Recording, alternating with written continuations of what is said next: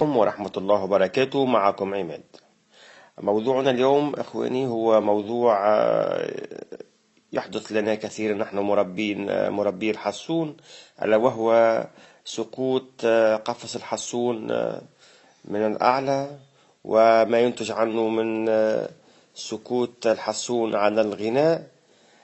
في هذه الحالة إخواني يجب علينا أن نعرف أن الحسون هو طائر ذكي جدا وطائر حساس، وعندما يسقط من مكان فإنه سوف يصبح مذعور وخائف. ويجب علينا في هذه الحالة أن نحاول أولا تبديل القفص الذي سقط به الحسون إلى قفص جديد كي ينسى القفص القديم وما له من ذكريات سيئة عند طائر الحسون. وكذلك يجب علينا تبديله إلى مكان جديد. مثلا لو سقط في غرفة معينة يجب علينا تبديله إلى مكان جديد لا يعرفه، لأن أي مكان وأي قفص وضعنا به الحصون قبل سقوطه يجب علينا تبديلهما جميعا إلى مكان جديد وإلى وضع جديد. وكذلك إبقاء مدة، يعني عدم إخافته وعدم الوقوف أمامه كثيرا.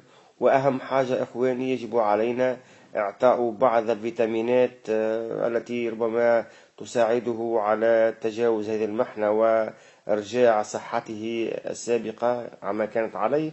وكذلك أهم شيء إخواني يجب علينا تشميسه في هذه الفترة كثيرا، أي إخراجه إلى خارج المنزل، مثلا إلى الطبيعة إن وجدت يعني قرب المنزل، أو إلى خارج المنزل في تكون تحت شمس يعني غير قوية، على الأقل يعني ساعتين إلى ساعة أقل حاجة في اليوم. هذا كله يساعده على تجاوز هذه المحنة. وكذلك إخواني يجب علينا تسميع صوت حسون مثلا في الهاتف أو في راديو كاسيت، يعني أي المفيد أنه يسمع صوت حسون جديد لكي يحفزه على الغناء.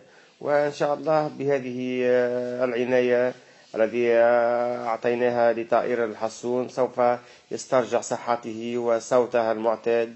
وأهم شيء هو الصبر إخواني، لأنه كما قلنا لكم الحسون طائر حساس جدا وأي حادث ممكن أن يؤثر عليه.